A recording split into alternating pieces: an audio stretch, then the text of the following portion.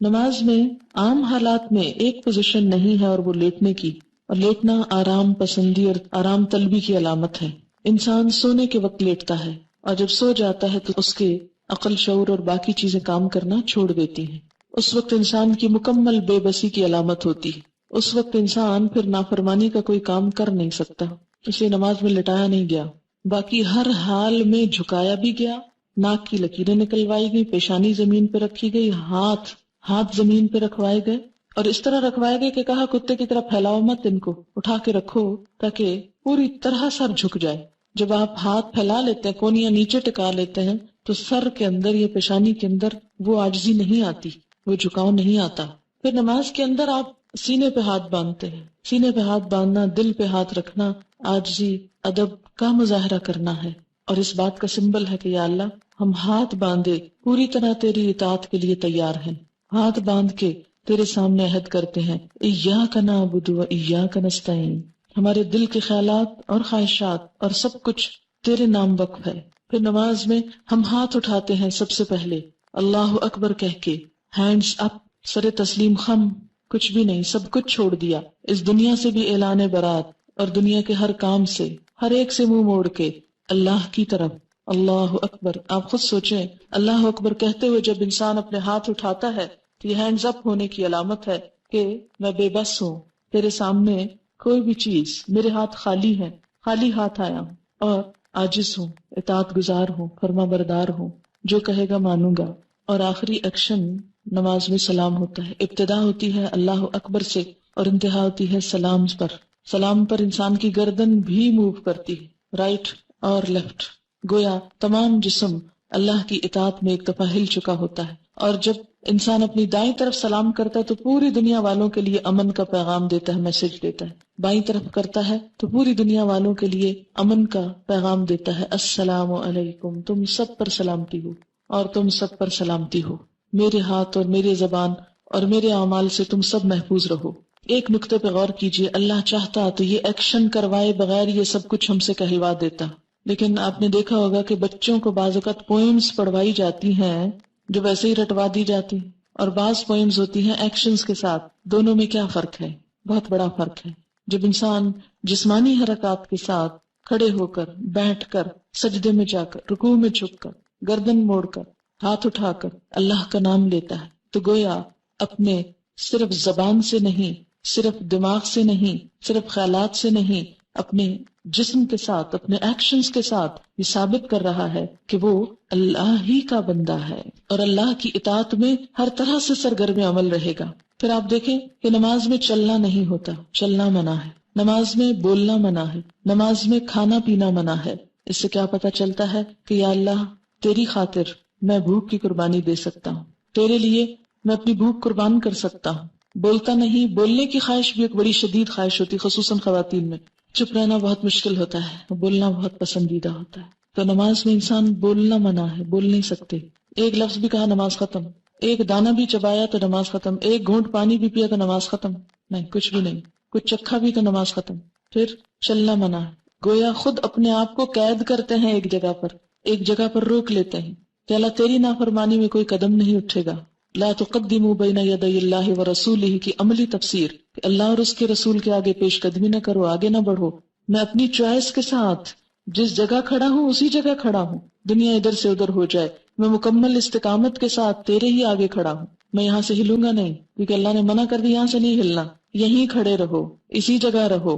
اور ساری نماز میں ہم ایک ہی جگہ، جب تک سلام نہ پھیر لیں ایک ہی جگہ کھڑے رہتے، کبھی ایسا نہیں کرتے کہ ایک قدم آگے پھر پیچھے پھر دائیں پھر بائیں، چاہے کتنے بھی تھکے ہوئے ہوں، کتنا بھی خواہش ہو چلنے بھاگنے دوڑنے کی، کسی بھی ایکٹیویٹی کی، نہیں۔ تو چلنا پھرنا کیا ہے؟ بھاگ دوڑ زندگی کے تمام کاموں کا احاطہ کرتا ہے، سارے کاموں کا احاطہ، چلنا پھرنا، سب کام چل پھر کے ہی ہوتے ہیں نا۔ تو انسان کیا وعدہ کرتا ہے اپنے آپ کو، اپنے قدموں کو روک کر کہ اے میرے رب تیری خاطر میں ہر کام چھوڑ سکتا ہوں، میری ہر سرگرمی تیرے سامنے ہیچ ہے، ادھوری ہے، تو کہے تو میں سب کچھ چھوڑ سکتا ہوں، میں ایک جگہ کھڑا ہو سکتا ہوں، اسٹل سٹینڈ، ہل جل بھی منع ہوتی ہے اس میں۔ اور پھر اس طرح کھڑا ہوں کہ ہاتھ بھی باندھے، کیونکہ ہاتھ بھی کس ایکشنز کی علامت۔ نماز میں آپ ہاتھ بھی نہیں ہلا سکتے، زیادہ ہاتھ بھی ہلائے تو نماز فاسد ہو جائے گی۔ ہاتھوں سے کوئی کام نہیں، پاؤں سے کوئی کام نہیں، زبان سے کوئی کام نہیں۔ نماز میں سونا بھی منع ہے، نماز میں کوئی بھی اور جذباتی تسکین جو عام حالات میں جائز ہے اس میں وہ بھی منع ہے. گویا انسان کی وہ تمام حیوانی خواہشات، خواہ کھانا پینا ہو، خواہ نیند جیسی شدید خواہش ہو، خواہ دنیا میں بھاگ دوڑ کی، خواہ اپنے ہاتھوں سے کوئی کام کرنے کی. کہتے ہیں نا بعد میں کہ ہاتھوں میں کھجلی ہوتی رہتی ہے، کچھ نہ کچھ کرتے رہتے ہیں، ہاتھ ان کے رکتے نہیں، چلتے رہتے ہیں ہر وقت. بعضوں کے پاؤں چلتے رہتے ہیں، نچلا بیٹھ ہی نہیں سکتے. لیکن نماز ایک ایسی کیفیت ہے جس میں باندھ کے سب کچھ رکھ دیا جاتا ہے، بغیر کسی رسی کے باندھا جاتا ہے نا. دنیا میں اگر آپ کسی بچے کو کہیں کہ 5 منٹ یہاں کھڑے رہو، ہلنا نہیں، یہاں سے کھڑا نہیں ہو سکتا. لیکن اللہ کے سامنے کتنی زبردست طریقے سے ہم اپنی قوتوں، کوششوں، خواہشات، عقل، ہر چیز کو کنٹرول رکھتے ہیں. مکمل ضبط نفس. روزے میں صرف کھانا نہیں ہوتا، لیکن نماز میں کھانا پینا بھی منع، سونا بھی منع. یعنی ساری عبادتوں کا خلاصہ ہو جاتا ہے اس میں، ساری عبادتیں اس میں جمع ہو جاتی ہیں. مال ہے تو اس کو چھوڑ دو، کھا پی رہے ہو اس کو چھوڑ دو، بول رہے ہو اس کو چھوڑ دو. ہنسنا منع. رونے کی کسی حد تک اجازت ہے لیکن وہ اللہ کے خوف سے. یہ نہیں کہ دنیا بھر کے غم میں اس وقت رونا شروع کر دے، فلاں چلا گیا تو آج میں رونا بیٹھ جاؤں، اور نماز میں روئے جا رہے ہیں. اور باتوں کے لیے نہیں رونا، اللہ کے لیے رونا، آخرت کے خوف سے رونا. آپ دیکھیں کہ دن میں 5 دفعہ وہ سارے جذبات کنٹرول کر کے ایسا ضبط نفس کرایا جاتا ہے کہ 5 دفعہ کر کے اگر 6ٹھی دفعہ کسی وقت بغیر نماز کے یہ سب کچھ کنٹرول کرنا پڑے، ہاتھ یا پاؤں یا باقی چیزیں، تو بھی کر جاؤ. نفس کو اپنا غلام بنا لو، خود نفس کے غلام نہ بن جاؤ. نفس پر حکومت کرنا سیکھو، نہ کہ خود اس کے آگے ذلیل و خوار ہو. کائنات کی جتنی بھی چیزیں ہیں وہ کسی نہ کسی رنگ میں نماز کی پوزیشن میں ہیں. پہاڑ کھڑے ہیں، چوپائے رکوع کر رہے ہیں، جیسے بھینس وغیرہ، سب رکوع کی حالت میں ہیں. اور کچھ چیزیں سجدہ ریز ہیں. اللہ تعالیٰ نے سمبولیکلی سب کو سجدہ ریز بتایا. النجم والشجر یسجدان. ستارے ہوں یا پودے سب جھکے ہوئے ہیں. وَلِلَّهِ يَسْجُدُ مَن فِي السَّمَاوَاتِ وَالْأَرْضِ. اچھا یہ بھی ہو سکتا تھا کہ جیسے ہم دنیا کی ایکسرسائزز کرتے وقت کھڑے ہوتے ہیں، نیچے ہوتے ہیں، دائیں ہوتے ہیں، بائیں ہوتے ہیں، پیچھے ہوتے ہیں، تو ہم کچھ بھی نہیں بولتے. تو اس ایکسرسائز میں بھی ہم کچھ نہ بولتے، لیکن اللہ نے ہمارا یہ وقت بھی ضائع نہیں کرایا، اس میں بھی ذکر کروایا. اور اس میں سے ایک ایک ذکر قابل غور ہے. اب میں اس ذکر پہ آتی ہوں جو کچھ ہم بولتے ہیں.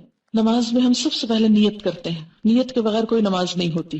نیت دل کا عمل ہوتا ہے، زبان کا عمل نہیں ہوتا. مثلاً آپ وضو کرنے کی نیت کر رہے ہیں، آپ واش روم میں بعض اوقات جاتے ہیں صرف ہاتھ منہ دھونے، مثلاً کہیں جا رہے ہیں آپ ہاتھ منہ دھوتے ہیں، اس میں کیا ہوتا ہے؟ کوئی بھی آپ نیت نہیں ہوتی، بس نیت یہ ہوتی کہیں جا رہا ہوں تو کسی کو منہ کیا دکھاؤں گی، ذرا منہ دھو لوں. لیکن نماز میں باقاعدہ منہ دھونے کی ایک فیلنگ ہوتی کہ میں اللہ کے سامنے منہ دکھانے کے لیے دھو رہی ہوں، اللہ کے سامنے جانے کے لیے تیار ہو رہی ہوں. وضو ہوتا نہیں جب تک نیت نہ ہو، اور نیت ہوتی نہیں جب تک اندر سوچ مضبوط نہ ہو. اندر کی سوچ کا نام نیت ہے. اب آپ دیکھیں کہ جب وضو کرتے تو آپ یہ تو نہیں کہتے میں وضو کر رہی ہوں برائے نماز ظہر، اور داخل ہو رہی ہوں واش روم میں اور کھول رہی ہوں ٹونٹی اور نکال رہی ہوں پانی، کچھ بھی نہیں کہتے. جا کے سوچ کے ساتھ اللہ کے لیے وضو ہے، بسم اللہ پڑھ کے ہاتھ دھوتے ہیں اور کلی شروع کر دیتے ہیں اور وضو کا ہو جاتا ہے. نماز میں بھی اسی طرح یہ جو ہم نے پنجابی، اردو، انگریزی کی نیتیں خود بنائی ہوئی ہیں نا، خود ساختہ، کیونکہ اگر نبی صلی اللہ علیہ وسلم نے سکھائی ہوتی تو ایک ہی ہوتی. یہ چونکہ ہم نے بنائی ہوئی ہے اس لیے ہر زبان کی مختلف ہے، ہر لوگوں کی مختلف ہے. تو زبان سے نیت کا بولنا ضروری نہیں ہے بلکہ دل میں. اچھا آپ دیکھیں کہ جب ہم بعض اوقات زبان سے بول رہے ہوتے ہیں نا تو دماغ کو کام کرنے کی ضرورت نہیں پیش آتی، ہم رٹے ہوئے طوطے کی طرح بس بول کے ختم کر دیتے ہیں ایک بات. تو نماز میں نیت دماغ کی حضوری ہے، دل کی حضوری. کیا کرنے جا رہے ہو، کہاں کھڑے ہو، اس وقت کیا کر رہے ہو. یہ نہیں کہ آئے اور منہ سے بول دیا اور کوئی پتہ نہیں کیا کر رہے ہیں اور کیا نہیں کر رہے. نیت دماغ کو ایک جھٹکا، باقی خیال نکال کے اب یہ خیال ڈالو. اور آپ دیکھیں گے کہ عام طور پر ہاتھ منہ دھونے سے کیا ہوتا ہے اور وضو کرتے وقت کیفیت ہی کچھ اور ہوتی. نیت کے فرق سے عمل بدل جاتا ہے. انما الاعمال بالنیات، کیفیت بدل جاتی، دل کی حالت بدل جاتی. وہی پانی ہے، وہی ٹیپ ہے، وہی سب کچھ ہے. جب سوچ فرق ہوئی سارا ایکشن ایک اور ہی طرف چلا گیا، کسی اور کریڈٹ میں چلا گیا. پھر اس کے بعد نماز میں کھڑے ہوئے، اب سوچتے ہیں، دل میں دہراتے ہیں، اچھا کیا پڑھنے لگے، ظہر، فجر، عصر، کون سی نماز، فرض، سنت، کتنی رکعت، اتنی، ٹھیک ہے. کوئی کہنے کی ضرورت نہیں کہ منہ طرف خانے کعبے کے اور اس طرح کی چیزیں، کیونکہ جب تک آپ منہ طرف خانے کعبے کے کریں نا نماز تو ہوتی نہیں. اور بعض اوقات لوگ گاڑی میں پڑھ رہے ہوتے ہیں اور بول رہے ہوتے ہیں منہ طرف خانے کعبے کے، اللہ اکبر، رٹے رٹائے جملے. تو آپ نے کیا کرنا، نیت. اب نیت میں صرف یہ نیت نہیں کہ 4 رکعت پڑھ رہی ہیں یا 2 رکعت، صرف یہ نیت نہیں، نیت یہ بھی کہ صرف اللہ کے لیے پڑھ رہی، کوئی ریاکاری نہیں، کوئی دکھاوا نہیں. کیوں؟ اس لیے کہ اگر دکھاوے کی نماز پڑھی تو نبی صلی اللہ علیہ وسلم نے کیا فرمایا، من صلی یرائی فقد اشرکا، جس نے دکھاوے کی نماز پڑھی اس نے شرک کیا. شرک فویل للمصلین، ہلاکت ہے نمازیوں کے لیے، نمازیوں کے لیے، الذین هم عن صلاتهم ساہون الذین هم یراؤون، وہ جو اپنی نمازوں سے غافل ہیں اور وہ جو دکھاوا کرتے ہیں، نماز میں بھی اور عام زندگی میں بھی۔ نماز ضبط نفس کی ایک ٹریننگ ہے، اور اگر دکھاوا ہے تو ضبط نفس کیا ہوا؟ خاک۔ اور پھر ہر جو سٹیپ ہے اس کو صحیح طریقے پر ادا کرنا، کیونکہ بدترین چوری نماز کی چوری ہے، سجدے اور رکوع ادھورے ادھورے کرنا، جلد بازی میں کرنا، صرف کھڑے ہو کے بیٹھ کے اٹھک بیٹھک کر کے ختم کر دینا۔ It's not just a physical exercise, یہ کسی انسان کی بتائی ہوئی ایکسرسائز نہیں کہ آپ اس میں غلطی بھی کر لیں، اس میں نہیں ویسے ہم کرتے ہوتے، اس کو اتنا ہی جھکتے ہیں۔ مثلاً اگر آپ نے ایروبکس کبھی کیے ہوں تو آپ کو پتا ہے کہ جتنا جس چیز کو بینڈ کرنے کے لیے کہا جاتا ہے اتنا ہی کرتے ہیں، اور جب تک اتنا آپ کر نہ جائیں آپ کی بات پوری نہیں ہوتی۔ آپ ادھورے کریں تو اس کا فائدہ ہی کچھ نہیں ہوتا۔ نماز میں کیا کہ اچھا پھر کیا ہوا اگر کم ہوا یا زیادہ، اتنی کیا ریجیڈیٹی ہے؟ نہیں، اس کا بھی وہ صحیح فائدہ نہیں ہوگا جب تک آپ ہر ایکشن جو ہے وہ سنت کے مطابق نہیں کریں گے۔ اب آپ نے بولنے کا کام شروع کیا، ہاتھ اٹھا کر اللہ اکبر، اللہ سب سے بڑا ہے، ہر چیز سے دستبردار ہوتا ہوں، ہر چیز سے خالی ہاتھ ہوں، صرف اس کی بڑائی کا اعلان کرتا ہوں، اللہ اکبر۔ کھول دیے ہاتھ، مٹھیاں بند کر کے اللہ اکبر نہیں ہو سکتی، ہاتھ کھولنے پڑیں گے، کھول دیے، کچھ بھی ہے گر گیا ہاتھوں سے، سب کچھ چھوڑ سکتا ہوں۔ اور جب ہاتھ اٹھاتا ہے نا انسان اللہ اوپر کرتا ہے تو بغلوں کے نیچے سے بھی سب کچھ گر جاتا ہے، کہیں پر کچھ نہیں چھپا سکتا۔ اس طرح ہاتھ رکھے ہیں تو چھپا سکتا ہے، جب اللہ اکبر کہتا ہے انسان سب کچھ خالی ہو جاتا ہے، ہر چیز سے دستبردار ہو جاتا ہے، کچھ ساتھ چپکا ہوا نہیں رہ سکتا، نماز کی حالت میں کوئی بوجھ نہیں اٹھا سکتے آپ۔ تو کیا ہوا آپ کا؟ اللہ اکبر، اللہ کی بڑائی کا اعلان، سب سے بڑا ہے تو، سب سے بڑا۔ دیکھیں کتنی دفعہ کہتے ہیں اللہ اکبر، کتنی دفعہ۔ اور عملی زندگی میں واقعی اللہ بڑا ہے بڑا؟ نہیں، وہاں تو کہیں نفس بڑا ہے، کہیں عقل بڑی ہے، کہیں مال بڑا ہے، کہیں اولاد بڑی ہے، کہیں دوست بڑے ہیں، کہیں رشتہ دار بڑے ہیں، کہیں رسم و رواج بڑے ہیں، ان کے پیچھے چلتے ہیں۔ اور اللہ بس صرف نماز میں بڑا ہے، اور وہ بھی کوئی خاص نہیں، صرف کہنے کی حد تک۔ کیسی نماز ہے ہماری، اور ہر سٹیپ پہ کہہ رہے ہیں اللہ اکبر، اللہ سب سے بڑا ہے، سب سے بڑا، سب سے بڑا۔ اور اگر نماز درست ہو جائے سارا دین درست ہو جائے، نماز میں احساس اور شعور کام کرنے لگے، زندہ ہو جائے نمازیں ہماری، سوچی سمجھی ہو جائے، بہت کچھ فائدہ ہو جائے۔ اللہ اکبر، اور یہ کہہ کر انسان پر ہاتھ باندھ دیتا ہے سینے پر اور دعا پڑھنے لگتا ہے۔ اس میں کئی ایک دعائیں سکھائی گئی ہیں، مثلا سبحانک اللہم وبحمدک وتبارک اسمک وتعالی جدک ولا الہ غیرک، پاک ہے تو اے اللہ اور آپ ہی کی حمد ہے، اور بابرکت ہے آپ کا نام، اور بلند ہے آپ کی شان، اور نہیں کوئی عبادت کے لائق آپ کے سوا۔ پاک ہے تو اے اللہ، پاکی بیان کرتا ہے انسان اللہ، آپ کی حمد، آپ کی تعریف، آپ کا نام بابرکت، آپ کی شان بلند، کتنی زیادہ تعریف کر رہا ہے انسان اللہ کی۔ واقعی عملی زندگی میں ایسا ہی ہے کہ مختلف چیزوں میں اپنی تعریف نہ چاہیں، اللہ کی تعریف چاہیں۔ ہاں، ہم تو دین کا کام کر کے بھی اپنی تعریف چاہ رہے ہیں، دین کو بلند کرنے کا ہماری نیت کوئی نہیں ہوتی، یا کم ہی ہوتی ہے، اپنے نام کی بلندی مقصود ہوتی ہے۔ یہ بدترین عمل ہے۔ کوئی نیکی کا کام بھی کریں، دین کا کام بھی کریں تو کس لیے کریں کہ دین بلند ہو، اور جس شخص کی نیت میں یہ چیز آ جائے کہ دین بلند ہو، دین کا کلمہ بلند ہو، اللہ کی ذات بلند ہو، وہ لازماً جھک جائے گا، عاجزی آ جائے گی، اس پہ تکبر رخصت ہو جائے گا، ہر قربانی کر سکے گا انسان، ہر طرح سے پھر انسان اپنے آپ کو نقصان پہنچا لے گا لیکن دین کا نقصان نہیں پہنچنے دے گا، اپنی ذات پیچھے چلی جائے گی اور دین آگے آ جائے گا۔ وتعالی جدک، تیری شان بلند ہے، میری شان تو کچھ نہیں، میری شان کیا چیز ہے۔ لیکن آپ دیکھیں کہ باہر نکل کے جتنی لڑائیاں ہیں ہماری اپنی رشتہ داروں کے ساتھ، دوستوں کے ساتھ، معاشرے کے افراد کے ساتھ، وہ ساری شان کی خاطر ہے۔ ہمیں فلاں نے یہ کیوں کر دیا، اور کیوں ہمارے ساتھ ایسا کیوں ہوا، اور ہماری شان میں گستاخی کیوں کر دی، اور ایسا ہو گیا اور ویسا۔ جتنی تعلقات کی خرابیاں سب اسی کی، اس یہیں سے جڑ پھوٹتی ہے اس کی۔ تو جب انسان کہتا ہے تعالی جد کا، شان تو تیری بلند ہے، بلندی تو تیری ہی ہے، ہم کیا چیز ہیں، بندہ اور عاجز ہو جاتا ہے اور جھک جاتا ہے۔ ولا الہ غیرک، تیرے سوا تو کوئی الہ نہیں، تجھی کو پوچھتا ہوں، تیری ہی عبادت کرتا ہوں، اپنے نفس کی نہیں، عقل کی نہیں۔ ایک اور دعا بھی سکھائی گئی، اللہم باعد بینی و بین خطایایا کما باعدت بین المشرق والمغرب، اے اللہ میرے درمیان اور میرے گناہوں کے درمیان اتنی دوری پیدا کر دے جتنی مشرق اور مغرب کے درمیان، یعنی میں جو غلطیاں کر رہا ہوں ابھی تک، یا اللہ ان کو مجھ سے دور کر دے، ہٹا دے، کیونکہ وہ جو مجھے چمٹ گئی تو وبال جان جہنم میں لے جائیں گے۔ یا اللہ میری غلطیاں مجھ سے اتنی دور لے جا جتنا یہاں سے مشرق و مغرب کا فاصلہ، بہت ہی دور، کہ ان کے اب مجھے نقصان یا ان کے اثرات نہ بھگتنے ہوں۔ اللہم نقنی من الخطایا، اللہ مجھے پاک کر دے خطاؤں سے، کما ینقی الثوب الابیض من الدنس، جیسے پاک کیا جاتا ہے سفید کپڑا میل کچیل سے۔ کبھی سفید کپڑا دھویا اور اس میں کوئی داغ ہو پھر رگڑتے ہیں، پھر دھوتے ہیں، اچھا پھر کھول کے دیکھتے ہیں، نہیں ابھی رنگ صحیح نہیں ہو، پھر اس کو رنگ کاٹ ڈالتے ہیں، اس کو لیکوڈ ڈالتے ہیں، اس کو نیل ڈالتے ہیں، اس کو خوب چمکاتے ہیں۔ سب سے زیادہ ایفرٹ کس کپڑے کو دھونے میں ہوتی ہے؟ سفید کپڑے کو دھونے میں۔ اور میل کچیل کا پتہ بھی سفید کپڑے سے چلتا ہے۔ یا اللہ، جس طرح سفید کپڑا دھلتا ہے ایسے تو میرے گناہ دھو دے۔ کتنی خوبصورت دعا ہے۔ اللہم اغسل خطایا، اے اللہ دھو دے میری خطاؤں کو، بالماء والثلج والبرد، پانی سے، برف سے اور اولے سے۔ اور یہ جو تکبیر تحریمہ کے بعد نبی صلی اللہ علیہ وسلم یہ دعا پڑھا کرتے تھے، اور یہ مشکات میں آئی ہے، فصل اول کی دعا ہے، اور دوسری بھی جو ہے مشکات میں آئی ہے، فصل دوم کی دعا ہے، ٹھیک ہے۔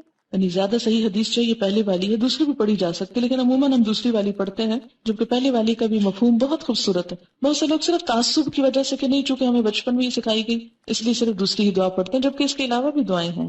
بہرحال دونوں بھی پڑھ سکتے ہیں، اور دونوں میں سے کوئی ایک بھی پڑھ سکتے ہیں، نماز ہو جائے گی، کوئی جھگڑا نہیں کسی سے، لیکن جو اپنا فائدہ جتنا کرے اتنا ہی اچھا ہے۔ اگر یہ دونوں پڑھ لے تو زیادہ ہی اچھا ہے۔ اور آپ دیکھیں گے کہ جو ہی آپ یہ کہنا شروع کریں گے اللہم باعد بینی و بین خطایا، تو واقعی شرمندگی کا احساس ہوگا اور گناہوں سے بیزاری ہوگی۔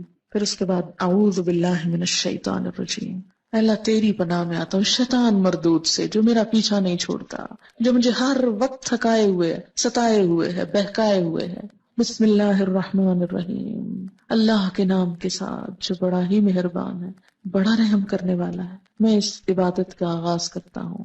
الحمدللہ رب العالمین، سب تعریف اللہ کے لیے ہے جو رب ہے تمام جہانوں کا، پوری یونیورس کو اس نے پیدا کیا اور ان کا خیال رکھ رہا ہے، جو ذرے سے پائے تکمیل تک پہنچاتا ہے۔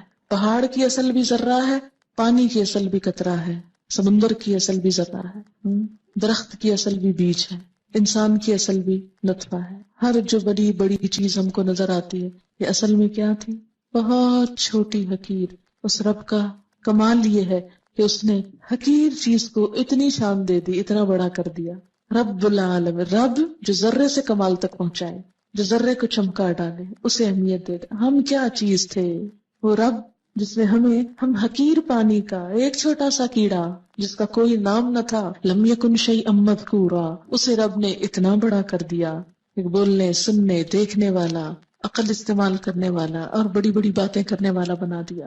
تو تعریف تو میری نہیں، میں تو ایک حقیر چیز تھی، اللہ کی تعریف۔ الرحمن، بڑا ہی مہربان، الرحیم، بار بار رحم کرنے والا، 70 ماؤں سے بڑھ کے پیار کرنے والا۔ اس کی رحمت سے ہی جی رہی ہوں، ورنہ جتنے گناہ ہیں شاید اگلا سانس بھی نہ لے سکوں۔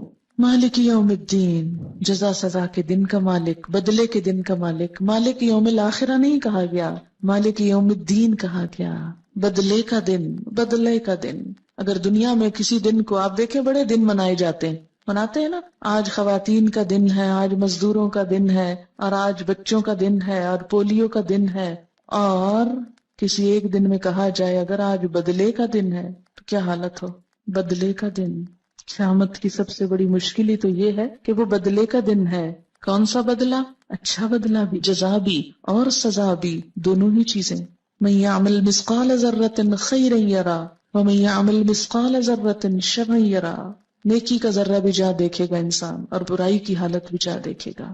لا تخفی منکم خافیہ، کوئی چھپی ہوئی چیز چھپی نہ رہ جائے گی۔ وبرزوا للہ الواحد القہار، سب نمایاں عیاں ہر چیز سامنے آ جائے گی۔ وَأُرِدُوا عَلَىٰ رَبِّكَ صَفًّا، صف در صف پیش کر دیے جائیں گے۔ وَوُضِعَ الْكِتَابُ، کتاب رکھ دی جائے گی، اور انسان کہے گا مَا لِهَٰذَا الْكِتَابِ لَا يُغَادِرُ صَغِيرَةً وَلَا كَبِيرَةً إِلَّا أَحْصَاهَا، کوئی چھوٹی بڑی چیز اس کتاب نے نہیں چھوڑی مگر جس کو گن گن کے نہ رکھا۔ گنی ہوئی چیزیں، ایک ایک نمبر گنا ہوا۔ اس انسان کے اتنے ہزار جھوٹ، اس انسان کی اتنی غیبتیں، اس انسان کی اتنی گالیاں، اس انسان کی اتنا احصا ہوتا ہے کسی چیز کو شمار کرنا، اسٹیٹسٹکس کے ساتھ کسی چیز کو پیش کرنا۔ اس انسان نے اتنے لاکھ دفعہ سبحان اللہ کہا تھا، اس نے اتنی نمازیں پڑھی تھی، اتنا قرآن پڑھا تھا، گنی ہوئی، حرف حرف گنا ہوا، کیونکہ ہر حرف پہ 10 نیکی ہے نا، اس لیے ہر حرف گن کے رکھا جائے گا وہاں۔ ایسے کمپیوٹرز ہیں کہ سوچ نہیں سکتا انسان، اس کے بنیاد پر پھر جزا دی جانے لگے گی، ذرہ ذرہ تول لیا جائے گا۔ فَأَمَّا مَنْ ثَقُلَتْ مَوَازِينُهُ فَهُوَ فِي عِيشَةٍ رَاضِيَةٍ وَأَمَّا مَنْ خَفَّتْ مَوَازِينُهُ فَأُمُّهُ هَاوِيَةٌ، وما ادراک ما ہی نار حامیہ، جس کے نام اعمال بھاری ہوں گے وہ دل پسند عیش میں ہوگا، اور جس کے اس بدلے کے دن ہلکے ہو گئے وہ مصیبت میں مبتلا ہو جائے گا. اس کی ماں تو پھر خبر گیری کرنے والی حاویہ وہ جہنم ہوگی. تمہیں کیا پتا کہ کیا ہے، کھولتی آگ، ابلتی بھڑکتی آگ. ایاک نعبد، ہاتھ باندھ کے ہر نماز میں کھڑے ہو کر کئی دفعہ دن میں عہد، صرف تیری ہم عبادت کرتے ہیں، صرف تیری. وایاک نستعین، اور صرف تجھ سے ہم مدد چاہتے ہیں. اور عملی زندگی میں کیا کرتے ہیں؟ کبھی کسی پہ توقع، کبھی کسی پہ سہارا، کبھی کسی کا بھروسہ. جھوٹ کہتے ہیں جو نماز میں کہتے ہیں، اسی لیے تو نماز قائم نہیں ہو رہی. کسی بھی چیز کی بنیاد جب جھوٹ پر ہوتی ہے تو وہ قائم نہیں ہو سکتی، جھوٹ کے پاؤں نہیں ہوتے. تو جو شخص سچی نماز پڑھتا ہے پھر ہو نہیں سکتا کہ اس کی زندگی میں غیر اللہ شامل ہو جائے. ایاک نعبد، صرف تیری ہم عبادت کریں. وایاک نستعین، صرف تجھ سے ہم مدد چاہتے ہیں. انسانوں سے کوئی مدد لینا، مثلا میں آپ سے کہوں کہ یہ پانی کا گلاس اٹھا کے نیچے رکھ دیں، یہ اس میں شامل نہیں ہوتا. کیوں؟ اس لیے کہ یہ اسباب کو اختیار کرنا اللہ تعالیٰ کی طرف سے اس کا حکم بھی ہے. اللہ نے قرآن پاک میں ایک بہت عادل بادشاہ ذوالقرنین کی صفت بیان کی کہ اس نے فَأَتْبَعَ سَبَبًا، بار بار آتا ہے کہ اس نے اسباب کی پیروی کی، اسباب استعمال کیے. اللہ کی پیدا کی نعمتوں کو استعمال کرنا یا کسی انسان سے مدد لینا یا ظاہر میں کسی چیز کا تبادلہ کرنا یہ منع نہیں ہے، یہ اس میں نہیں آتا. لیکن یہ سوچنا کہ کوئی شخص غیبی قوت کے ساتھ مدد کر سکتا ہے، بغیر وسائل کے ہماری مدد کر سکتا ہے، اپنی کسی خاص قوت کی وجہ سے کوئی کام کروا سکتا ہے جو مادی چیزوں میں نہیں، روحانی چیزوں میں، تو یہ شرک میں آ جاتا ہے. صرف اللہ سے مدد چاہتے ہیں، بھروسہ اللہ کی ذات پر. اہدنا الصراط المستقیم، پھر دعا مانگتے ہیں اللہ سیدھا راستہ دکھا. صراط الذین انعمت علیہم، ان لوگوں کا راستہ جن پر تو نے انعام کیا. یعنی ہر شخص سمجھتا وہ سیدھے راستے پہ جا رہا ہے، جبکہ دیکھنا یہ ہوگا کہ سیدھے راستے پہ جانے والے صحابہ کرام جو تھے، انبیاء علیہم السلام جو تھے، انہوں نے کیا کام کیے. غیر المغضوب علیہم، ان کا نہیں جن پہ تیرا غضب ہوا، ولا الضالین، اور نہ ان کا راستہ چاہیے جو بھٹک گئے. ایسے لوگ جیسی قومیں جن پر تیرا غضب ہوا، جیسے یہود نے کام کیے، بنی اسرائیل نے کام کیے، یا اللہ ہم وہ نہ کریں. اور نصارہ نے جو شرک کیا اور جس طرح بگڑ گئے اور دین کی حدیں پھلانگ کے کہیں اور چلے گئے، اور جدید دور میں جیسے وہ سیکولرزم کی طرف مائل ہو گئے ان کی اکثریت، سب بھٹکنے کی علامتیں ہیں. یا اللہ تو ہمیں ان سب بھٹکنے والی چیزوں سے بچا لینا. دن میں 5 دفعہ، اور پھر کہتے ہیں آمین، اے اللہ تو سن لے اور تو قبول کر لے. یہ ایک طرح سے دعا ہے. اب آپ دیکھیں کہ نماز میں ہم اللہ کو کیا دے رہے ہیں، خود ہی مانگے جا رہے ہیں. تھوڑی سی تعریف کرنے کے بعد مانگنے پہ آ جاتے ہیں، مانگنا شروع کر دیتے ہیں. پھر بھی احسان جتاتے ہیں کہ ہم نماز پڑھ رہے ہیں. نماز، وہ تو اللہ ہمارے ساتھ بھلا کر رہا ہے. اللہ تعالیٰ نے ہمارے ساتھ بھلائی کی، ہم بھلا کیا کر رہے ہیں؟ کچھ بھی نہیں کر رہے. پھر اس کے بعد قرآن کا کچھ حصہ، فَاقْرَؤْا مَا تَيَسَّرَ مِنَ الْقُرْآنِ فَاقْرَؤْا مَا تَيَسَّرَ مِنْهُ وَرَتِّلِ الْقُرْآنَ تَرْتِيلًا. جیسے سورۃ مزمل میں آتا ہے یا ایھا المزمل قم اللیل الا قلیلا نصفہ وانقص منہ او زد علیہ ورتل القرآن ترتیلا. آہستہ آہستہ ترتیل کے ساتھ قرآن کو پڑھنا نماز میں. اس سے یہ پتہ چلتا ہے کہ زندگی کے ہر روز میں نماز میں قرآن کا کچھ نہ کچھ حصہ ضرور پڑھا جاتا ہے. تو گویا انسان اور قرآن لازم و ملزوم. عموماً لوگ صرف قل ہو اللہ پہ گزارا کرتے ہیں. کھانے میں تو ہم ایسا نہیں کرتے کہ صرف ایک چھوٹی سی چیز پہ گزارا کریں، ایک ہی کھانا روز کھاتے جائیں، ایک ہی لباس روز پہنتے جائیں. لیکن نماز میں ہم کیا کرتے ہیں کہ ہم ایک ہی قل ہو اللہ پڑھے جاتے ہیں. تو نماز میں کوشش کریں کہ نبی صلی اللہ علیہ وسلم کی جو مسنون صورتیں تھی مختلف نمازوں میں پڑھا کرتے تھے وہ پڑھیں. اگر وہ یاد نہیں تو کم از کم اتنا تو قرآن پڑھیں کہ جس کو قرآن پڑھنا کہا جا سکے، نہ کہ صرف یہ کہ خانہ پوری.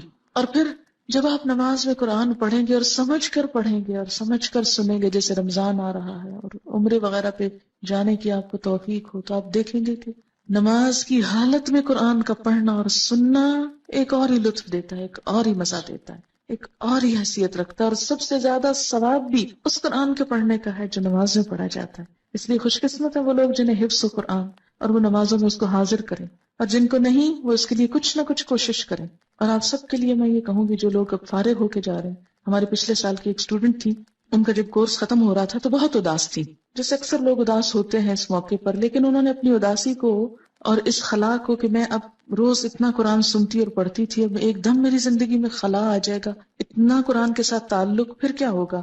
میرے پاس تو وقت ہے اور مجھے اس کے ساتھ تعلق قائم کرنا ہے. تو انہوں نے ایک بڑی اچھی بات سوچی، اور وہ یہ تھی کہ وہ کہنے لگی کہ میں نے اپنے اس غم اور اس اداسی کو ایک پریکٹیکل چیز میں بدل لیا. میں نے کہا کہ میں قرآن کا کچھ حصہ یاد کروں گی. اور ویسے بھی ہمارے کورس میں 30واں پارہ زبانی یاد کرنا ہوتا ہے، جو عموماً ہم طالبات کو کھلی چوائس دیتے ہیں کہ کورس ختم ہونے کے بعد گھر جا کر یاد کر کے کسی بھی وقت سال میں آ کے سنا دیں.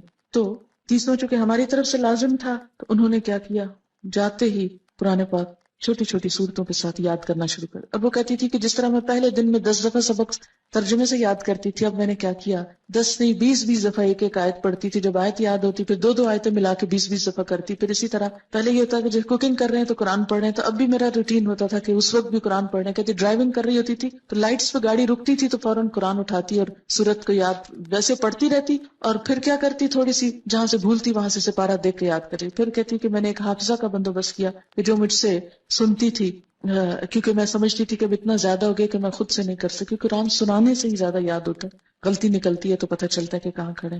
کہتی پھر اس کے سنانے کا بندوبست کیا. اور اس طرح وہ جو مجھے ڈر تھا کہ گیپ آ جائے گا، کہ قرآن کے ساتھ اتنی اٹیچمنٹ ہو گئی تھی اور اتنا اچھا سال گزرا تھا، تو اس میں فرق نہیں پڑا. پھر 30واں ہم نے لازم کیا تھا، اس میں جب انہوں نے سنایا تو کوئی غلطی نہیں تھی، 100 کے 100 نمبر تھے ان کے.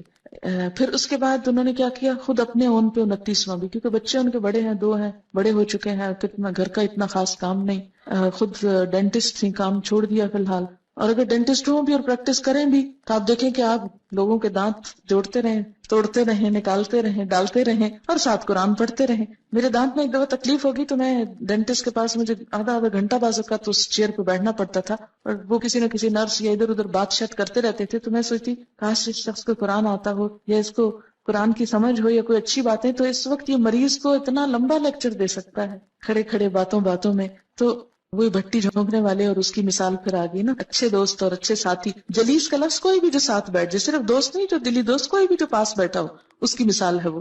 تو اس طرح جیسے ابھی اب دعائیں آپ کو سکھائی جائیں گی نئے لوگوں کو جو سیکھ چکے ہیں، اس میں بھی ہم یہ دعا مانگتے ہیں نا کہ ورزقنی تلاوتہ آناء اللیل وآناء النہار، مجھے اس کی تلاوت کی توفیق عطا کر رات کی گھڑیوں میں اور دن کی گھڑیوں میں. یعنی جب آپ قرآن آپ کو یاد ہو جاتا ہے تو پھر کیا ہوتا ہے، کھڑے چلتے بیٹھتے اٹھتے کرتے آپ کچھ نہ کچھ یاد کر لیتے ہیں. پھر اس کو یاد رکھنے کا طریقہ یہ ہے کہ نمازوں میں آپ اس کو پڑھیں، اور جس کے لیے یہاں بات ہو رہی ہے کہ نماز کے اندر اس کو دہرایا جائے. اور اس میں یہ کہ جیسے ظہر کی نماز کے لیے ایک سورت رکھ لیں، ایک عصر کے لیے رکھ لیں، پھر مغرب کے لیے، اور اس طرح آپ کی نماز میں کنسنٹریشن خود بخود آنے لگے گی جب قرآن ورائٹی کے ساتھ آپ پڑھیں. اور اگر کل ہو اللہ پہ صرف زور رہا، اس کو آپ بے شک شامل کریں اپنی نماز میں. جیسے ایک صحابی تھے، وہ ہر نماز کی ہر رکعت میں ہر اور تلاوت کے ساتھ کل ہو ضرور پڑھتے تھے. تو کسی نے حضور سے شکایت کر دی صلی اللہ علیہ وسلم، تو آپ نے اس سے پوچھا، تو انہوں نے کہا مجھے اس سورت سے بڑی محبت ہے. تو آپ صلی اللہ علیہ وسلم نے فرمایا تمہاری اس سورت کی محبت نے تجھے جنت میں داخل کروایا. تو اچھی سورت ہے، ضرور پڑھے. میں یہاں میرے کہنے کا مطلب یہ نہیں کہ کل والا چھوڑ دیں، ضرور پڑھیں، لیکن اس کے ساتھ ورائٹی کے ساتھ قرآن، کبھی کہیں سے کبھی کہیں سے کبھی کہیں سے. تو آپ دیکھیں گے انشاءاللہ نمازیں بہت امپروو ہوں گی. اور سب سے زیادہ جو قرآن پڑھنے کا اجر اور ثواب اور لطف ہے وہ نماز ہی کے اندر ہے. پھر اس کے بعد ہم کیا کرتے ہیں، اللہ اکبر کہہ کر پھر رکوع میں جاتے ہیں. رکوع میں اور اس وقت ہم کیا پڑھتے ہیں، سبحان ربی العظیم، پاک ہے میرا رب جو بہت بڑا ہے، میں تو بہت چھوٹی ہوں، میں تو جھکی ہوئی ہوں، بڑا تو وہ ہے. عملی طور پہ اپنے آپ کو پریکٹیکلی فزیکلی اپنے آپ کو بینڈ کر کے، اور پھر انسان اللہ کی عظمت کی بات کرتا ہے، سبحان ربی العظیم. اور یہاں پر ایک دعا بھی پڑھی جاتی ہے، سبحانک اللہم ربنا وبحمدک اللہم اغفر لی. اور یہ دعا بھی نبی صلی اللہ علیہ وسلم سے ثابت ہے. یہ پہلی دعا اور دوسری دعا یہ دونوں ہی مشکات سے ہیں. پہلی دعا جو ہے مشکات کی فصل اول سے، اور دوسری فصل دوم سے. اچھا، فصل اول سے کیا مراد ہے، اس میں کیٹیگری ہے، جو سب سے زیادہ صحیح حدیثیں ہیں وہ فصل اول میں ہے، جو ذرا کم ہے کسی بھی لحاظ سے تو وہ سیکنڈ کیٹیگری میں، پھر تیسری میں کچھ ضعیف حدیثیں بھی شامل ہیں اس میں. تو یہ جو دعا ہے سبحانک اللہم ربنا وبحمدک اللہم اغفر لی، یہ پہلے درجے کی دعاؤں میں سے ہے، اس کو بھی پڑھ سکتے ہیں. اور اس کا معنی کیا ہے، پاک ہے تو اے اللہ، اے ہمارے رب، اور تعریف تیرے ہی لیے، اللہ میاں مجھے بخش دے، میں تیرا عاجز بندہ، تو میری بخشش کر. ہم یوں بھی کر سکتے ہیں، 3 دفعہ سبحان ربی العظیم پڑھ کے چوتھی دفعہ یہ پڑھ لیں، یا 2 دفعہ یہ پڑھ لیں، جیسے آپ چاہیں. اس میں اوپن چوائس ہے. جب انسان اپنی عاجزی کو تسلیم کرتا ہے نا، اپنی کمی حقارت کو، پھر لازمی بخشش کی دعا نہیں کرتے، اللہ تعالیٰ پھر تو مجھے معاف کر دے، معاف کر دے. کیونکہ ہم اللہ کا شکر تو ادا کر ہی نہیں سکتے، اور اس کی نعمتوں پہ شکر ادا نہ کرنا یہ ایک قصور ہے. اگر ہم کوئی گناہ نہ بھی کریں، کچھ بھی نہ کریں، ہم چپ بھی بیٹھے رہیں، یہ بھی ایک قصور ہے کہ اللہ نے زبان دی سے اس کے ذکر میں کیوں نہیں استعمال کیا. بہرحال پھر اس کے بعد ہم رکوع سے اٹھ جاتے ہیں، اور اس وقت پھر اٹھتے اٹھتے اللہ کی تعریف کرتے ہیں، سمع اللہ لمن حمدہ ربنا ولک الحمد حمدن کثیرن طیبا مبارکن فی. سن لیا اللہ نے جس نے اس کی تعریف کی. جس نے اللہ کی تعریف کی اللہ نے اس کی بات سن لی. اب دیکھیں کہ جب آپ کو یقین ہو کہ کسی نے آپ کی بات سن لی, بات پہنچ گئی, کتنا لطف آتا ہے اس چیز میں. سن لی. کوئی کسی کی بات نہ سنے کیسا لگتا؟ آپ کسی سے بات کرنا چاہیں وہ سنے نہ آگے سے, میں نہیں سننا چاہتا, جاؤ یہاں سے, کتنا برا لگتا ہے. تو سمع اللہ لمن حمدہ, اللہ اتنا پیارا ہے کہ جو اس کی تعریف کرتا ہے وہ اس کی بات سن لیتا ہے. چپکے سے بھی کہتے ہیں نا, دل میں, وہ بھی سن لیتا ہے. سمع اللہ ربنا, اے ہمارے رب, ولک الحمد, تعریف تیرے ہی لیے ہے. پھر تعریف, اور کیسی تعریف؟ حمدن کثیرن, بہت زیادہ تعریف, طیبن, پاکیزہ تعریف, اچھی تعریف, مبارکن فی, بابرکت. یہ جو دعا پڑھی ہے میں نے آخر میں, یہ بھی فصل اول کی دعا میں سے مشکات کی. یہ جو دعا حدیث میں آتا ہے کہ نبی صلی اللہ علیہ وسلم نماز پڑھا رہے تھے کہ سلام پھیرنے کے بعد آپ نے پوچھا کس نے یہ دعا پڑھی ہے. کسی شخص نے پیچھے سے محبت میں آ کے یہ پڑھی تھی. آپ نے فرمایا میں نے 30 سے زیادہ فرشتوں کو اس دعا کی طرف لپکتے دیکھا کہ وہ اسے اٹھانا چاہتے تھے. اتنی بڑی نیکی تھی کہ ایک سے ایک آگے بڑھ کے اس کو اٹھانا چاہ رہا ہے. یہ نیک عمل ہم لے کے جائیں گے اللہ تعالیٰ کے پاس. بالکل ایسے ہی جیسے کسی کو پھول پیش کرنے تو ہر ایک کی خواہش ہوتی ہے میں پھول پیش کروں. کیوں؟ کیونکہ پھول پیش کرنے میں بھی کیا ہوتا ہے, ایک آنر ہے نا. تو فرشتوں کو بھی نیک بندوں کی نیکی اٹھا کے لے جانے اور پیش کرنے میں ایک آنر ہوتا ہے ان کے لیے. تو میں پیش کروں گا, ہم اس کو لے کے جائیں گے, اس نیک عمل یہ ہمیں دے دیں. اچھی چیز ہر کوئی لینے اور اٹھانے کو تیار ہوتا ہے نا. اتنی خوبصورت دعا, حمدن کثیرن طیبن مبارکن فی, بہت تعریف, بہت زیادہ تعریف. جب انسان کسی سے بہت محبت کرتا ہے نا تو کہتا ہے بہت بہت اچھی چیز, بہت زیادہ اللہ کی تعریف. حمدن کثیرن, بہت اچھی والی تعریف, طیبن مبارکن, بہت برکت والی, بہت برکتیں ہوئے اس مبارکن فی. نہیں, برکت کیا ہوتا ہے؟ نشو نما, بڑھوتری, اتنی تعریف کہ جو بڑھتی چلی جائے, زیادہ سے زیادہ ہوتی چلی جائے, کہیں رکے ہی نہ, ختم ہی نہ ہو. حد کر دیتا ہے انسان تعریف میں, اور یہ وہی کر سکتا ہے جو اللہ سے واقعی محبت رکھتا ہو. پھر انسان سجدے میں آتا ہے, سر زمین پہ رکھ دیتا ہے. عام حالات میں آپ دیکھیں اگر نماز کے علاوہ کوئی کسی کو کہے اچھا ذرا زمین پہ سر رکھو, کتنا مشکل کام ہے نا. عام حالات میں تو کوئی چیز گر جائے تو ہم کہتے ہیں اچھا فلاں نے ذرا پکڑاؤ یہ گری ہوئی چیز ہے, مجھ سے نہیں نیچے ہوا جاتا, کتنا مشکل ہے. لیکن اللہ کی خاطر محبت میں زمین پہ جا پڑتا ہے انسان, بس سر رکھ دیتا ہے, ناک رگڑتا ہے اپنی, کیونکہ ناک نہ لگے تو سجدہ نہیں ہوتا. پورا جھکاؤ سر کی طرف ہوتا ہے, ساری عقل کو لا کے ذلیل کرتا ہے اللہ کے سامنے. یا اللہ یہ سر کیا چیز ہے, یہ سوچے کیا چیز ہے, تیرے سامنے تو کوئی کچھ نہیں, کوئی حجت بازی نہیں. اور کیا کہتا ہے, سبحان ربی الاعلی, میں ہوں حقیر و ذلیل لیکن پاک ہے میرا رب جو اعلی اور الاعلی سب سے زیادہ بلند ہے. میں اس وقت سب سے نچلی پوزیشن میں ہوں اور میرا رب سب سے زیادہ بلند ہے. سبحان ربی الاعلی. اور اس وقت انسان پھر کیا کرتا ہے, وہی دعا دوبارہ پڑھ سکتا ہے, سبحانک اللہم ربنا وبحمدک اللہم اغفر لی. حدیث میں آتا ہے کہ بندہ سجدے کی حالت میں اللہ کے سب سے زیادہ قریب ہوتا ہے, سب سے زیادہ قرب کی حالت ہے. وسجد واقترب, سجدہ کرو قریب ہو جاؤ. اس وقت اللہ کی بڑائی بیان کرتا ہے انسان, اور اسی لیے سجدے کی حالت میں کی ہوئی دعا قبول ہوتی ہے. اور اس وقت انسان بخشش کی دعا مانگ لے, اللہم اغفر لی, تو اس سے بڑھ کر اور کوئی خوبی نہیں, کوئی بھلائی نہیں. پیک پہ ہوتا ہے انسان اپنی عاجزی کے اور مانگنے کے اور قربت کے اور دعا کے قبول ہونے کے, ہر چیز اپنی انتہا کو. یہاں سے کیا ہوا, یعنی کھڑے ہو کے جو نماز شروع کی تھی سجدے میں پہنچ کے اپنی ٹاپ پہ پہنچ گئی, عاجزی کی انتہا ہو گئی, تعریف کی انتہا ہو گئی, دعا کی انتہا ہو گئی, اور انتہا کے اللہم اغفر لی, بخشش ہو جائے. عام زندگی میں بھی یہی ہماری سوچ ہونی چاہیے کہ یا اللہ تو بخش دے, بس بخش دے. بخشے گئے تو سب کچھ مل گیا, اور اگر بخشش نہیں کچھ بھی نہیں. پھر کیا کرتے ہیں, بیٹھ جاتے ہیں, اللہ اکبر, ہر سٹیپ پہ اللہ اکبر. اب جب بیٹھتے ہیں پھر ایک دعا سکھائی گئی, اور وہ دعا کیا ہے, اللہم اغفر لی, پھر بخش دے. بخشش پہ اینڈ کیا تھا سجدے میں, اٹھ کے پھر بخشش مانگ رہے ہیں, یہی منتہا. اللہم اغفر لی, اے اللہ مجھے بخش دے, ورحمنی, اور مجھ پہ رحم کر. رحم بھی اللہ کو جب بھی آئے گا نا جب قصور معاف ہوں گے.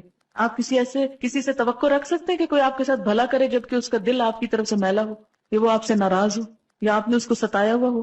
کیسے بات کرتے نہیں, پہلے بخشے جائیں گے تو پھر ہی رحمت ہوگی. اللہم اغفر لی ورحمنی. اور کیا, وہدنی. یہ دعا کی ترتیب دو مختلف روایتوں میں فرق ہے, میں اس ترتیب سے جو یہاں لکھی ہوئی پڑھتی ہوں. وجبرنی, میری مجبوری دور کر دے, میرا نقصان پورا کر دے. ورفعنی, اور مجھے بلند کر دے. میں ہوں حقیر, بلند تو ہی ہے, تو مجھے بھی اپنے نام کے ساتھ بلند کر دے. وہدنی, اور مجھے ہدایت دے, راہ دکھا. وعافنی عافیت دے، صحت دے، ورزقنی رزق دے. دین معتدل دین ہے، دنیا اور آخرت دونوں کی بھلائیاں مانگنی سکھائی گئی. پھر دوبارہ سجدہ، اللہ اکبر، پھر وہی عاجزی، پھر وہی مغفرت کی دعا، پھر اللہ اکبر، اور اسی طرح دوسری رکعت، اور پھر التحیات. اب بیٹھ جاؤ، بیٹھ کے پڑھو. اب ہم اس میں اپنی مرضی نہیں کر سکتے کہ یہ دعا سجدے میں پڑھ لو، سجدے کی بیٹھ کے پڑھ لو، بیٹھ کے پڑھنے والی کھڑے ہو کے پڑھو. کھڑے ہو کے کیا پڑھوایا؟ سورۃ الفاتحہ. بیٹھ کے کیا پڑھوایا؟ التحیات اور درود شریف. التحیات للہ، سب اچھے کلمات، سب تحفے، سب درود اور وظیفے، سب کچھ للہ، اللہ کے لیے. میرے سارے اذکار، میرے سارے دعائیں، میرے سارے اچھے جذبات، میرا سب کچھ میرے رب کے لیے، للہ. التحیات، تحیہ کا لفظ ہے نا، بڑا جامع لفظ ہے، ایک لفظ میں ترجمہ ہو ہی نہیں سکتا اس کا. تحیہ تحفے کے لیے بھی آتا ہے، ہدیے کے لیے، دعا کے لیے بھی آتا ہے، اچھے جذبات کے لیے بھی. اللہ تعالیٰ میرا سارا مال بھی تیرا، میری ساری دعائیں بھی تجھ سے، میرے سارے جذبات بھی تیرے لیے، میرا سب کچھ تیرے لیے. التحیات للہ، التحیات للہ، تحیہ والصلوات، سب دعائیں، سب عجز و نیاز، والطیبات، سب پاکیزہ چیزیں، سب پاکیزہ کلمات، سب پاکیزہ رزق، سب کچھ اللہ کے نام. التحیات للہ والصلوات والطیبات، سب کچھ تیرا ہی تیرا، سب تیرے لیے، میرا تو کچھ بھی نہیں. اور بیٹھنے کا انداز آپ دیکھیں کتنا عاجزی کا ہوتا ہے. گھٹنے ٹیک کے بیٹھنا، گھٹنے ٹیک کے، یہ نہیں کہا کہ ٹانگیں پھیلا کے بیٹھ جاؤ بے شک، یا پلتھی مار کے بیٹھ جاؤ دو زانوں، نہیں، پاؤں پیچھے کر کے، گھٹنے ٹیک کے، عاجزی. گھٹنے ٹیک دینا محاورہ ہے نا، عاجزی کی علامت. بیٹھنے کا ادب سکھایا گیا، طریقہ، سلیقہ. اور پھر ہاتھ گھٹنوں پہ رکھ دو، یہاں سینے پہ نہیں رکھوائے گئے کہ سینے پہ رکھ کے گھٹ. اب دیکھیں کتنی عجیب حالت ہوتی نا اگر ہم بیٹھے اس طرح ہوتے اور ہاتھ سینے پہ ہوتے. ہاتھ بھی وہیں رکھو، کتنا ڈسپلن، کتنی عاجزی، کتنی خوبصورت پھر پوزیشن بن جاتی. ہاتھ گھٹنوں کے اوپر رکھو، انگلیاں ڈھیلی چھوڑ دو. اچھا ایک یاد رکھیں، ساری نماز کی ہر پوزیشن میں اکڑنا نہیں، کھینچنا نہیں، ڈھیلے. خشوع، آواز میں بھی خشاعت الاصوات، پوزیشن میں بھی ڈھیلا پن، عاجزی، نرمی، انکساری. کیوں؟ اس لیے کہ قد افلح المؤمنون الذین هم فی صلاتهم خاشعون. اور خشوع کا سب سے پہلا ذریعہ جسم کا ڈھیلا پڑ جانا. اور آپ دیکھیں گے کہ جب جسم ڈھیلا ہوگا اور ٹینشن نہیں ہوگی آپ کی، ایک تو ویسے ٹینشن ریلیز ہوگی، اور دوسرا یہ کہ روح سے الفاظ نکلیں گے پھر. کیونکہ جب ہم کھچے ہوتے ہیں نا تو کچھ انرجی ہماری ادھر بھی لگ رہی ہوتی کھچاؤ میں، تو جب وہ ساری انرجیاں ادھر سے بچا کے ایک جگہ کانسنٹریٹ کر لیتے ہیں اللہ کے لیے، ریلیکس ہو کر پوری طرح ایک ہی چیز دماغ میں ہوتی ہے اور دل میں. التحیات للہ والصلوات والطیبات، کتنی خوبصورت. تحیات للہ، سارے تحفے اللہ کے لیے. آپ دیکھیں تحفہ کس کو دیتے ہیں؟ آپ کبھی سوچا آپ کس کو دیتے ہیں؟ جس سے محبت ہوتی، اور محبت کے اظہار کے لیے ہوتا ہے، اس لیے نہیں ہوتا کہ کوئی ضرورت مند ہوتا ہے. اچھا جب اللہ کے لیے ہم کہتے ہیں سارے تحفے تیرے لیے، التحیات للہ. اچھا پھر تحفہ کس چیز کا ہوتا ہے؟ جو چیز انسان کو بہت اچھی لگتی یہ دینی چاہیے. آپ یہ تو نہیں کرتے کہ جو ردی مال اٹھا کر یہ تحفہ میں دے دیتے ہیں کسی، وہ تو پھر دھوکہ ہے. اپنی اچھی سے اچھی چیز، خوبصورت سے خوبصورت. اسی لیے پیکنگ کتنی خوبصورت، بعض اوقات اندر کچھ نہیں ہوتا، پیکنگ بڑی اچھی کرتے ہیں. اس لیے تاکہ دیکھنے والا پیکنگ دیکھ کے خوش ہو جائے. اصل مقصود خوش کرنا ہوتا ہے نا کسی کو. تو یہاں بیٹھ کے ہم زبان کے ساتھ اظہار کرتے کہ یا اللہ میرا سب کچھ تیرے لیے، تجھے خوش کرتا ہوں. تحیات للہ، التحیات للہ. لیکن عملی زندگی میں کچھ بھی نہیں کرتے ہم، اس لیے کہ کبھی بیٹھ کے گھٹنے ٹیک کے ہاتھ رکھ کے سوچا ہی نہیں کیا کہہ رہے ہیں ہم. التحیات للہ، کتنی محبت کا والہانہ انداز ہے نا. سارے تحفے تیرے ہی لیے.